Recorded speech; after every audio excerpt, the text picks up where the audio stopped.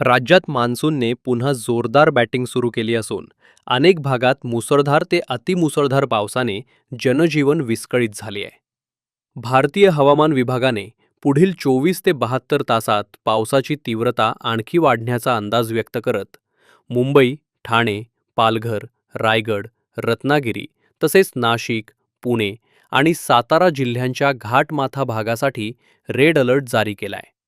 दरम्यान रत्नागिरी जिल्ह्यातील खेड तालुक्यात जगबुडी नदीने धोका पातळी ओलांडली असून नारंगी नदीलाही पूर आल्याने शेकडो एकर भातशेती पाण्याखाली गेली आहे.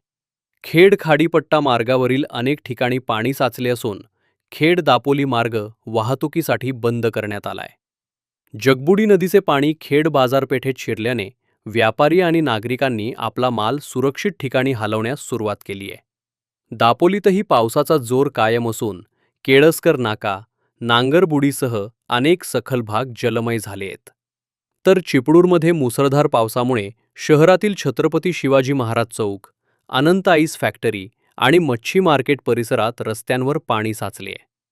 वाशिष्ठी नदीची पाणी पातळी वाढल्याने बाजारपुलाला पाणी टेकले असून नदीचा प्रवाह आणखी वाढल्यास बाजारपूल परिसरात पूरस्थिती निर्माण होण्याची शक्यता व्यक्त केली जाते.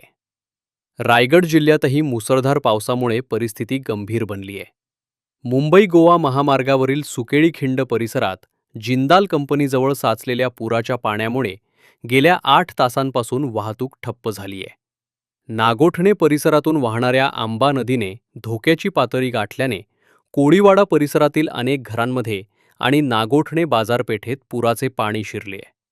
त्यामुळे नागरिक आणि व्यापाऱ्यांना मोठ्या अडचणींचा सामना करावा लागत असून प्रशासनाने आपत्कालीन यंत्रणा सतर्क केल्या आहेत.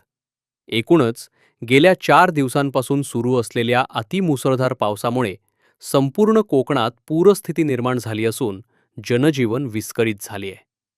पुढील 24 तास मुंबई, ठाणे आणि संपूर्ण कोकणासाठी अत्यंत महत्त्वाचे मानले जात असून प्रशासनाने नागरिकांना सतर्क राहण्याचे, नदीकाठच्या भागांपासून दूर राहण्याचे आणि आवश्यक नसल्यास प्रवास टाळण्याचे आवाहन केले आहे.